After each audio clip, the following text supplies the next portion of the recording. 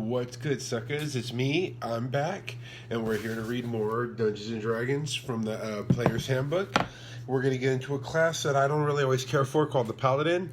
I don't care for them because I don't like their lore. I think they're very strong characters, as I mentioned in my description on Facebook. They're always OP'd, but I just never care for them in terms of... I like to play much more sinister characters. I don't know. The Righteous really works for me, but they're very good in parties, and they're good for that conflict for characters like mine. Characters like mine, they give context to. So let's get into this. The Paladin. As usual, I'm going to read the little flavor text. I'm going to read the description, and then when I get to the actual mechanics, the Paladin has quite a few options, and so I'm going to go over it very quickly, very briefly, okay? So Paladin, clad in plate armor that gleams in the sunlight despite the dust and grime of long travel, a human lays down her sword and shield and places her hands on a mortally wounded man. Divine radiance shines from her hands. The man's wounds knit closed and his eyes open wide with amazement. A dwarf crouches behind an outcrop, his black cloak making him nearly invisible in the night, and watches an orc warband celebrating its recent victory. Silently, he stalks into the mist and whispers an oath, and two orcs are dead before they even realize he is there. Silver hair shining in a shaft of light that seems to illuminate only him, an elf laughs with exhaustion. His spear flashes like his eyes as he jabs again and again at a twisted giant, until at last his light overcomes its hideous darkness. Whatever their origin and their mission, paladins are united by their oaths to stand against the forces of evil. Whether sworn before a god's altar and the witness of a priest, in a sacred glade before nature's spirits and fey beings, or in a moment of desperation and grief with the dead as the only witnesses, a paladin's oath is a powerful bond. It is a source of power that turns a devout warrior into a blessed champion. A paladin swears to uphold justice and righteousness, to stand with the good things of the world and against the encroaching darkness, and to hunt the forces of evil wherever they lurk. Different paladins focus on various aspects of the cause of righteousness, but all are bound by the oath that grants them power to do their sacred work. Although many paladins are devoted to gods of good, a paladin's power comes as much from a commitment to justice itself as it does from a god. Paladins train for years to learn the skills of combat, mastering a variety of weapons and armor. Even so, their martial skills are secondary to the magical power they wield. Power to heal the sick and injured, to smite the wicked and the undead, and to protect the innocent and those who join them in the fight for justice. Beyond the mundane life. Almost by definition, the life of a paladin is an adventuring life, unless a lasting injury has taken him or her away from adventuring for a time. Every paladin lives on the front lines of the cosmic struggle against evil. Fighters are rare enough among the ranks of the militias and armies of the world, but even fewer people can claim the true calling of paladin. When they do receive the call, these warriors turn from their former occupations and take up arms to fight evil. Sometimes their oaths lead them into the service of the crown as leaders of elite groups of knights. But even then, their loyalty is first to the cause of righteousness, not to crown and country. Adventuring paladins take their work seriously. A delve into an ancient ruin or dusty crypt can be a quest driven by a higher purpose than the acquisition of treasure. Evil lurks in dungeons and primeval forces, and even in the smallest victory against it can tilt the cosmic balance from away from oblivion. I fell apart in lessons. Let's read that again. Evil lurks in dungeons and primeval forces, and even the smallest victory against it can tilt the cosmic balance away from oblivion. So creating a paladin. The most important aspect of a paladin character is the nature of his or her holy quest. Although the class features related to your oath don't appear until you reach 3rd level, plan ahead for that choice by reading the oath descriptions at the end of each class. Are you a devoted servant of good, loyal to the gods of justice and honor? A holy knight in shining armor venturing forth to smite evil? Are you a glorious champion of the light, cherishing everything beautiful that stands against the shadow?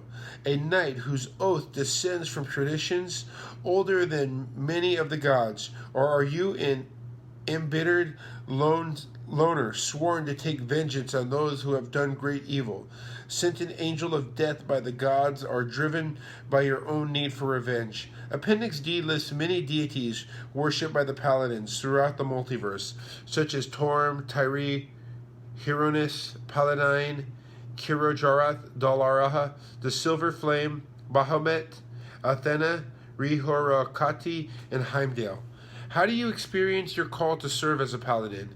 Did you hear a whisper from the unseen god or angel while you were at prayer?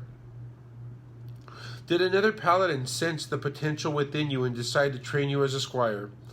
Or did some terrible event, the destruction of your home, perhaps drive you to your quests? Perhaps you stumbled into a sacred grove or a hidden elven enclave and found yourself called to protect all such refugees of goodness and beauty. Or you might have known from your earliest memories that the paladin's life was your calling, almost as if you had been sent into the world with that purpose stamped on your soul. As guardians against the forces of wickedness, paladins are rarely of an evil alignment. Most of them walk the paths of charity and justice. Consider how your alignment colors the way you pursue your holy quest and in the manner in which you conduct yourself before gods and mortals. Your oath and alignment might be in harmony, or your oath might represent standards of behavior that you have not yet attained. So let's see what the dice are going to look like in the builds. I'm pretty sure you're going to use like everything. So let's get in the nitty gritty. So class features, you're going to have 1d10 for your hit dice. So 10 plus your con, like everyone else had that con. So armor, proficient in all armor and shields. Weapons, simple weapons and martial weapons, which means pretty much all weapons. Tools, none. Saving throws are wisdom and charisma. Choose from two of these skills. So athletics, insight, intimidation, medicine, persuasion, and religion. You start with the basic kit. The divine sense. The presence of strong evil registers on your senses like a noxious odor, and powerful good rings like heavenly music in your ears. As an action, you can open your awareness to detect such forces. Until the end of the next turn, you know the location of any celestial fiend or undead within 60 feet of you that is not behind total cover.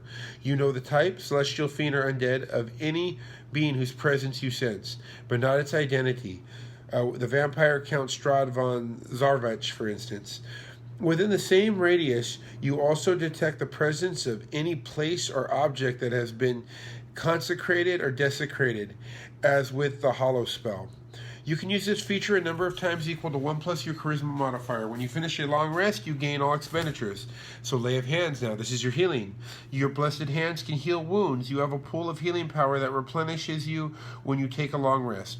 With that pool, you can restore the total number of hit points equal to your paladin level times 5. As an action, you can touch a creature and draw power from the pool to restore a number of hit points to that creature up to the maximum amount remaining in your pool.